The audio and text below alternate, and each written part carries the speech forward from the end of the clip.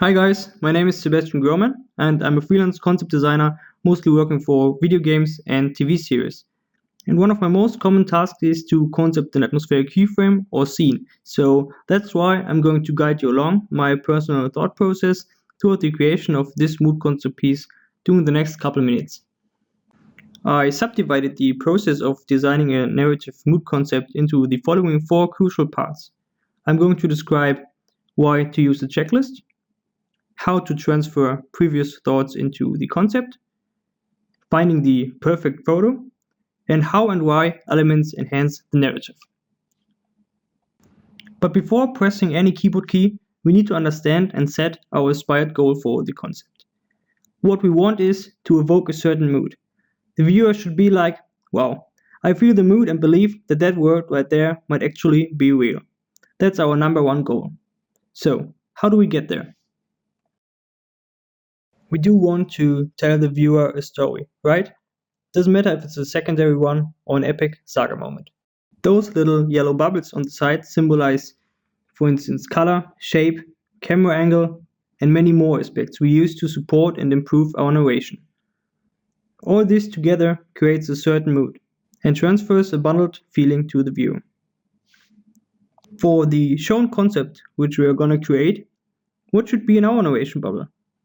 Our starting point is this concept piece where our protagonist is about to fight a group of raiders. Since the subsequent mood concept should be part of a little sequence, it should clearly express the tenuous progression of that battle scene, which was initiated in the green previous run. Now, how do we achieve the big narration bubble? A meaningful narration is seen in that image. First step, a reference board. Basically, a checklist to secure all my narration and supporting ideas. At the same time, I can define the visual vocabulary of my mood concept. This would include, for instance, what feelings I love to evoke, keywords with elements which could help me pushing those, photos with little markers on them that indicate certain elements which I like and which I would love to feature in my scene. Last but not least, the previous scene, not to go too far from the original location and to adopt important sections like the boy's clothing, the lake scenario, etc. Oh, and since I need to collect photos and references first to build the reference board, which is also my concept's foundation and reminder, I already have a prepared folder with photos which minimizes the time spent with Google Picture Search in between the painting process. I'm going to explain why I chose those images and how they enhance the narrative effect in part 4. Firstly, why do I think a reference board is so important? Here's a brief analogy, an IKEA furniture instruction. In order to build our chair, we need quite a few components. But with so many individual components, it's easy to forget a screw or two without looking at the given instruction. And I know we've all been there, not trying to use it. So, although there are still some screws left, and our chair looks a little bit wonkier than the one on the package, in the end, our chair would probably still stand. Somewhat. But here's the important thing now. With not using the instruction, we haven't maxed out the furniture's potential. The same with designing concepts like this. There are so many ingredients that having a reminder for things that you planned out so carefully beforehand is almost indispensable. We're investing so much thoughts and experience in it that we shouldn't try less than maxing out the concept's potential. So, we know now what we want to have in our big narration bubble. We also defined our visual vocabulary for that in the reference board, but how do we implement our ideas from the reference board into the concept? Remember the little yellow bubbles around the big one? What we need to do at that stage is to figure out what those individual elements are and how to apply them properly within the first sketch. Alright, for every design there are kind of similar elements, which are our little yellow bubbles, and principles, which advise you how to use those elements. Depending on who you ask, you get different numbers of elements and principles.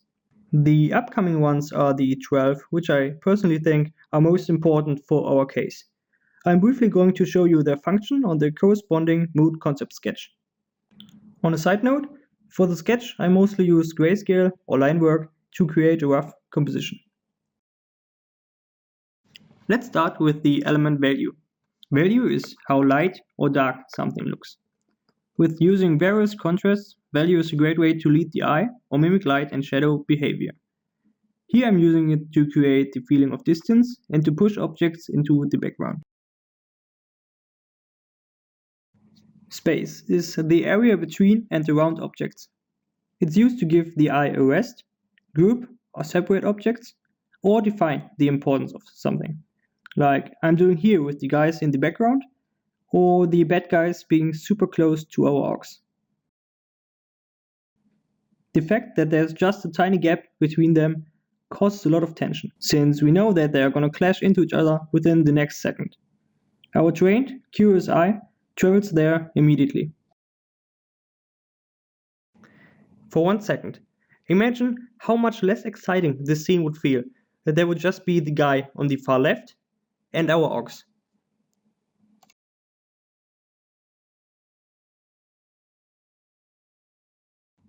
The shape of an object tells us a big deal about its attributes, and when taking them in a graphical way, their form influences the image greatly. For instance, would have tried to implement the big copy rocks, which were featured in the greenish previous mood concept, they would shape-wise totally work against our narrative plan, because their round shape makes the image look soft and friendly, instead of ominous. What works better instead are these dead branches, which I put in with the help of the custom shape tool. Their spiky shape makes our scene feel uneasy and drastic. So, general graphic rule. Round shape looks soft, friendly, and unstable.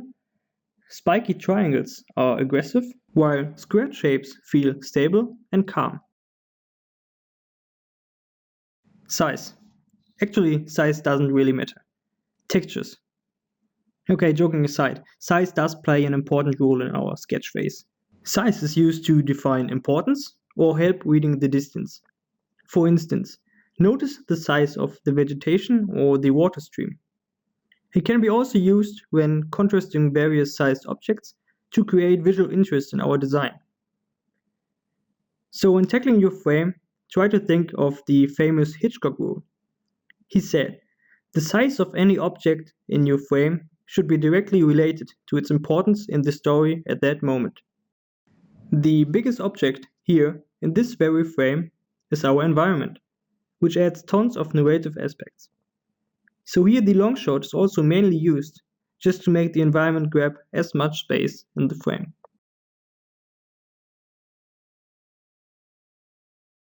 There are 2 elements left, textures and color.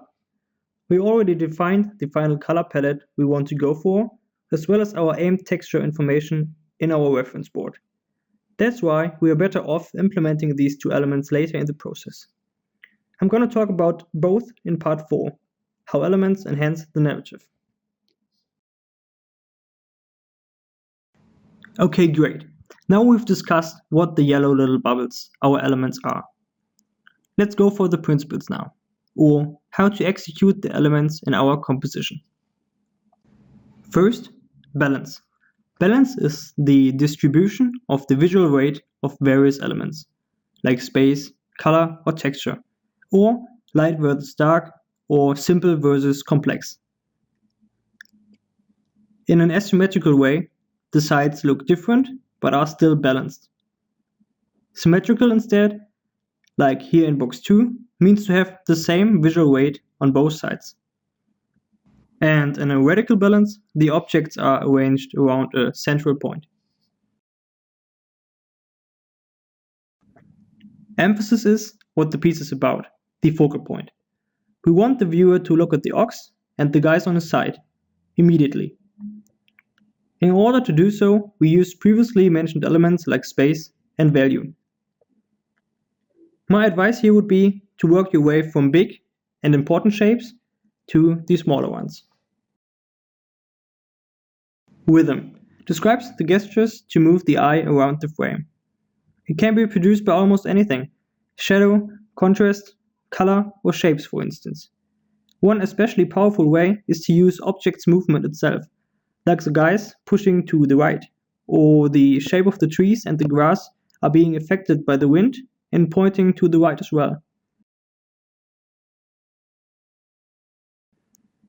Although we feature a lot of diagonals, our rhythm isn't overly hectic, since some big horizontals are also very prominent here. Variety. For the believability of a scene, variety in various elements and objects is key. Different types of vegetation, different puddle sizes, or like marked red here, different natural poses, as well as different space between them. You don't want to be confusing though, and have 1,000 different kinds of everything. That doesn't work either, as our next principle proves. Because you do want to repeat elements. That way the viewer has something in the frame that he already knows, and does not need convulsively look at every object in the frame with full intention in order to find out what it is. So repeating elements, shapes with various sizes like the grass shape or the tree branches really help the overall look of the image. Okay, almost at chapter 3. One last principle, unity. Unity basically is the feeling of harmony between all the used elements in our frame. Reaching a feeling of unity completes the composition and concludes our part 2, how to transfer previous thoughts.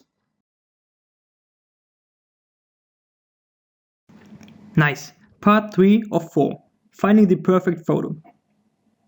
First of all, before we start our reference photo hunt, I'd like to address the following question. Why? Why should I even use textures in that case? Why is this whole texture-based process an effective way to convey a certain mood? Here are 5 advantages. Textures got diverse silhouettes, which result in natural, realistic forms and patterns. For instance, branches. With using and modifying them, we also enlarge our visual library to some degree. We are able to experiment with individual elements, focus on layering for instance, without wasting time in details too early, since textures are fairly easy to manipulate and change. Third, we are morphing them from realistic into a more graphical shape, instead of the other way around, where we just normally paint them from scratch and our object is becoming more and more detailed.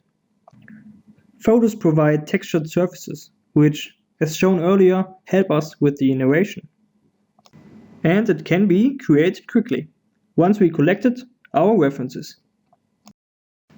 Now, how do we find the perfect photo? To tackle that question, I subdivided the explanation into 2 very different attributes we should look out for during our reference search: the technical and the narrative one. Let's briefly address the technical indicators for a practical photo first. And while I am addressing the following 4 points, I'm going to cut out a useful photo example in the background. Number 1, we should be allowed to use the photo in our concept. So trusting the CC is always a good start. 2, photo quality. One doesn't always need the 10,000 pixel wide photo reference, but it definitely should fit to the style we are going for and blend in with our groundwork.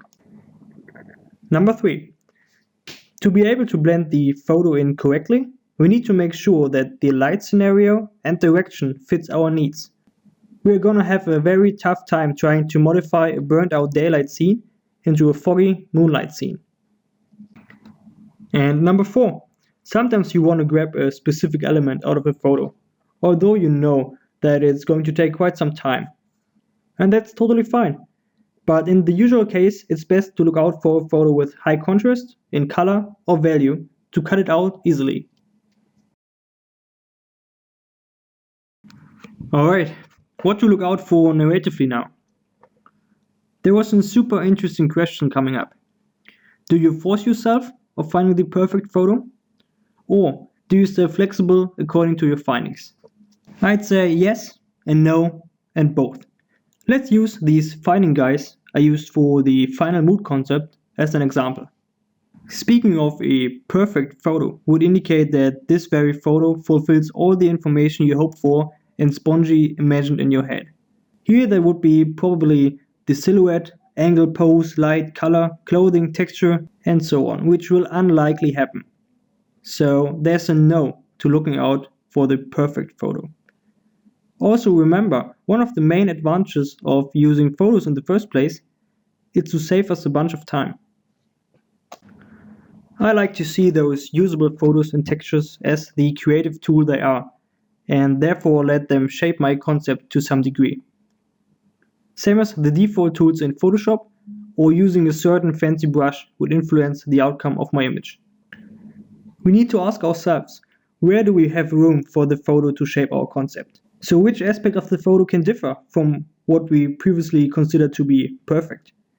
Could it be the color, texture, shape, or the pose? The most noticeable influence of the guys fighting in our concept are their poses. Since most of the photo's attributes, like the light or the camera angle in which the original photo was taken, fits nicely, and, especially important, the snippet does follow our narrative attention, namely that they besiege the boy and the ox. So here's the crucial thing. One shouldn't mix up too influence with too direct. We already directed the narrative goal, the composition, basically every necessary foundation of our concept. We do not let the photo do it or thread our plans. We just use it to influence fixed parts of our concept image. And in that role, photo snippets really can do a great job enhancing it and improving the realistic feel.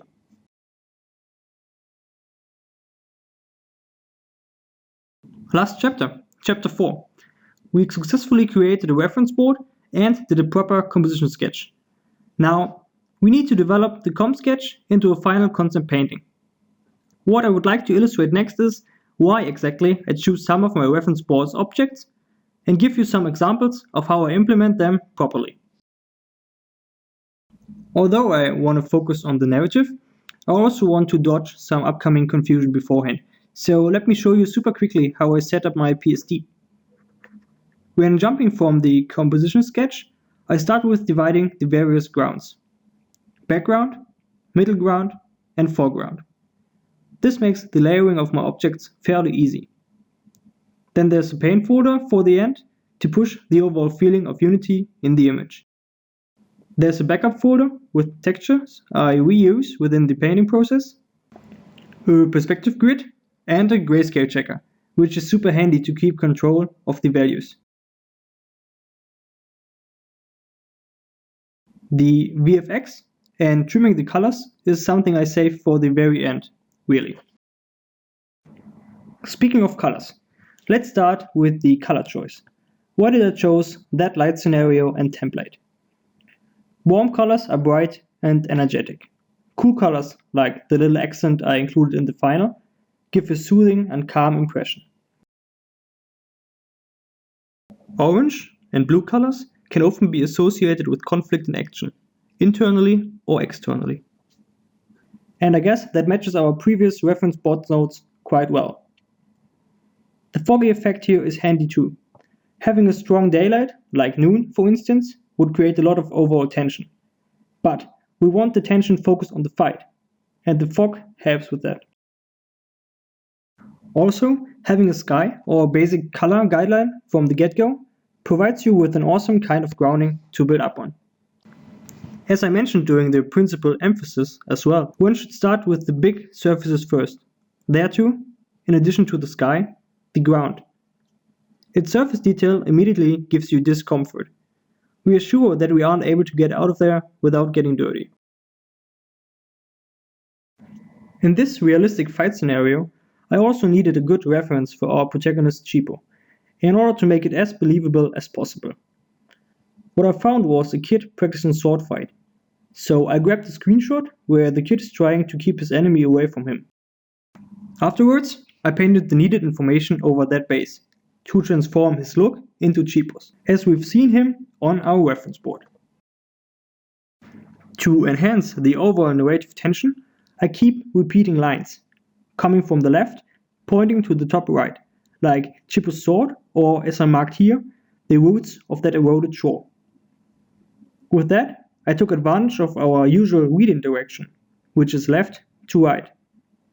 It gives the impression that it's fairly easy for the bad guys to push our heroes through the frame from left to right. It's not hopeless for our heroes though, it's just pretty tough.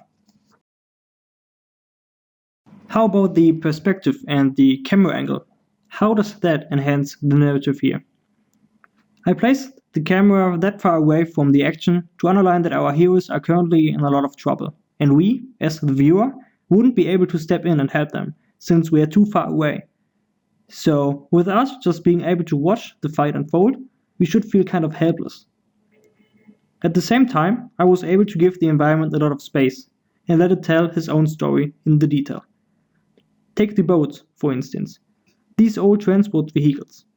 They have to stop and land even before reaching firm ground, since the creeks aren't deep enough anymore to enable further travel. The first look is straight on the ox though. He's placed in the same line of sight as in the greenish previous one. No one else is around, so the only sound we'd hear is the ongoing fight and the rustling of the dry grass. Technically, how do I do with the grass? I firstly paint an interesting grass silhouette, with blades of grass getting smaller in the distance. As soon as I'm happy with it, I choose one or two textures which I then copy and paste around the silhouette or within the clipping mask. I'd say don't throw in new textures all the time, just use the ones you have already to make the image consistent and not too crowded. What I spend most attention to is an appealing impression between shadow parts and enlightened parts. Afterwards, I fix the color, value, and situation. I mostly use the match color or so-called replace color function for that. As last touches, I introduce highly saturated grass blotches in between, as well as single grass blades. After I painted the grass connection to the ground, I call it finished. In fact, the grass and dryish vegetation plays a big narrative role here. We are currently at the edge of the established lake area. In the previous scene, instead, where the fight started, we were super optimistic about the outcome of the fight and thought it's going to be easy to fight the raiders. And the surroundings did show it. The stone shapes were round, the water looked fresh and tasty, and the grass looked fluffy and juicy. In contrast to that, now our scene is supposed to be more dangerous. Our protagonist overestimated his strength and is having a hard time. That's also reflected in the environment. The creeks don't carry much water, the little trees are dying, and the grass looks super dry now. Okay, as a brief conclusion of part 4, how objects enhance the narrative within our mood concept. I'd say, and I guess you've realized it too, that everything in our scene matters. Every object we introduce to our frame should improve our big yellow narration bubble. If an object is just there for composition purposes, or because it just looks cool, or got a nice texture, then it doesn't add anything to the picture. Instead, it drags away from its powerful intention. Great, final slide. Just want to say thank you if you made it this far. I hope you discovered some useful bits. If you got some further questions or feedback, please don't hesitate to send me a mail to gromansebastian@gmail.com.